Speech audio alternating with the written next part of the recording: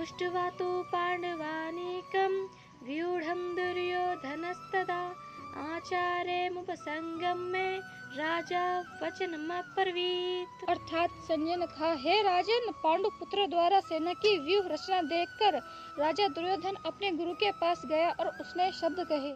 तात्पर्य: धृतराष्ट्र जन्म से अंधा था। दुर्भाग्यवश वह आध्यात्मिक दृष्टि से भी वंचित था। वह यह भी जानता था कि उसी के समान उसके पुत्र भी धर्म के मामले में अंधे हैं और उसे विश्वास था कि वे पांडवों के साथ कभी भी समझौता नहीं कर पाएंगे, क्योंकि पांचों पांडव जन्म से ही पवित्र थे। फिर भी उसे तीर्थ स्थान के प्रभाव के विषय में संदेह था। इसीलिए संजय युद्धभूमि की स्थिति के विषय में उसके प्रश्न के मंतव्य को समझ गया। अतः वह निराश राजा को प्रोत्साहित करना चाह रहा था। उसने उसे विश्वास दिलाया कि उसके पुत्र पवित्र स्थान के प्रभाव में आकर किसी प्रकार का समझौता करने नहीं जा रहे हैं। उसने राजा को बताया कि उसका पुत्र दुर्योधन पांडवों की सेना को देखकर तुरंत अपने सेनापति द्रोणाचार्य को वास्तविक स्थिति से अवगत कराने गया। यद्यपि दुर्योधन को राजा कहकर संबोधित किया गया है, तो भी स्थिति की गंभीरता के कारण उसे सेनापति के पास जाना पड़ा। अतएव दुर्योधन राजनीतिज्ञ बनने के लिए सर्वथा उपयुक्त था। किंतु जब उसने पांडवों की व्यूहरचना देखी तो उसका ये कूटनीतिक व्यवहार उसके भय को छिपा न पाया।